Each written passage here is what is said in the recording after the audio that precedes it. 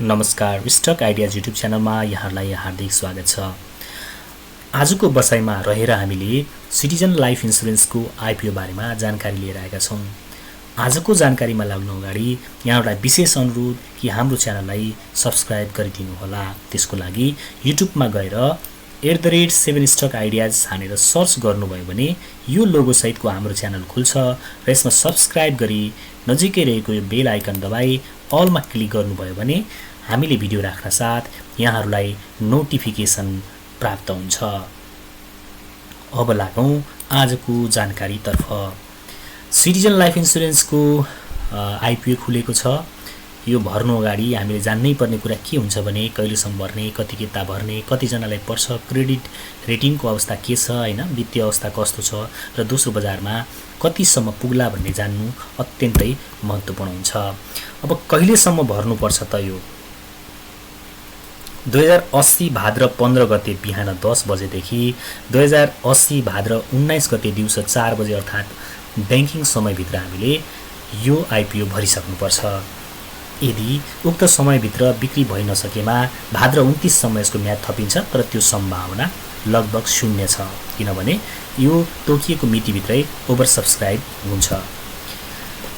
कसलाई कति किताब विभाजन गरिएको छ त? आइपिओ मार्फत निष्कासन गरिने 1,12,50,000 किता सेयर मध्ये कर्मचारीका लागि 5% हुन 5,62,500 किता, वैदेशिक रोजगारीमा रहेका नेपालीहरूका लागि 10% हुन 11,25,000 किता र सामूहिक लगानी कोषका लागि 5% हुन 5,62,500 किता सेयर वितरण गरे पश्चात बाँकी रहेको 90 लाख किता सेयर सर्वसाधारणका लागि खोलिएको हो। कति किता भर्ने त? सर्वसाधारणलाई निष्कासन गरिएको 90 लाख कितालाई 10 किताका दरले वितरण गर्दा पनि जम्मा 9 लाख जनालाई पर्छ। यसर्थ 10 किता मात्रै भर्दा हुन्छ, किनभने यसको आइपिओ भर्ने 15-16 लाख मान्छे हुन्छन् र सबैलाई 10 किताको दरले विभाजन गर्ने हो भने त्यसमध्ये पनि जम्मा 9 लाख जनालाई पर्छ। यसर्थ सबैलाई नपर्ने भएको हुनाले हामीले 10 किता भर्दा सफिसियन्ट हुन्छ। अब 10 किता भर्न कति पैसाको आवश्यकता पर्छ त? 100 रुपियाँ अङ्कित दरमा 144 रुपियाँ प्रिमियम थपिएकाले 10 किता भर्न हामीलाई 2440 रुपियाँ आवश्यक पर्छ, अर्थात् करिब 2500 रुपियाँ तपाईँको खातामा हुनुपर्छ। कतिजनालाई पर्छ त? 10 किताको दरले 9 लाख जनालाई पर्छ, त्योभन्दा बढीलाई पर्न सक्दैन।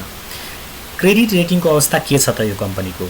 सिटिजन लाइफ इन्सुरेन्सलाई इक्रा नेपालले BBB रेटिङ प्रदान गरेको छ, जसले समयमा नै वित्तीय दायित्व पूरा गर्न सक्ने अथवा समयमा नै वित्तीय दायित्व पूरा गर्न सक्षम रहेको मध्यम स्तरको सुरक्षित कम्पनी हो भनेर जनाउँछ। अब यसको वित्तीय अवस्था कस्तो छ त? यसको प्रति सेयर आम्दानी हेर्छौँ भने 21 रुपियाँ 48 पैसा छ आर्थिक वर्ष 2078-79 अनुसार।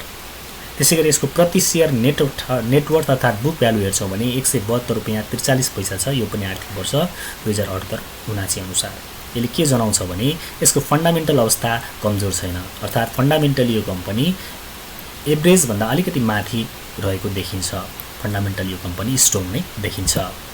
दोस्रो बजारमा यसको मूल्य कतिसम्म पुग्ला त? दोस्रो बजारमा मूल्यको लागि त दुईटा कुराले असर गर्छ, एउटा फन्डामेन्टल अवस्था र अर्को सप्लाई। यसको सप्लाई हेर्छौँ भने 70% संस्थापक सेयर देखिन्छ, जसको तत्काल सप्लाई आइहाल्दैन। सप्लाई आउने भनेको 30% को मात्रै हो, किनभने साधारण सेयरधनी 30% र संस्थापक सेयरधनी 70% छ।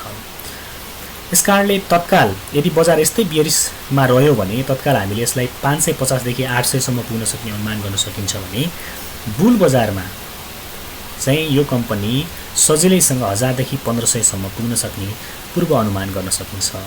यद्यपि यो मेरो व्यक्तिगत अध्ययनको आधारमा मैले गरेको पूर्व अनुमान हो, यसको आधारमा मात्रै तपाईँले कारोबार नगर्नुहोला। शेयर बजार सम्बन्धी निरन्तर जानकारीका लागि हाम्रो च्यानललाई सब्स्क्राइब गरी नजिकै रहेको घन्टी चिन्हमा दबाई अलमा क्लिक गर्नुहोस्। यसो गर्नुभयो भने तपाईँलाई हामीले भिडियो राख्न साथ नोटिफिकेसन प्राप्त हुन्छ।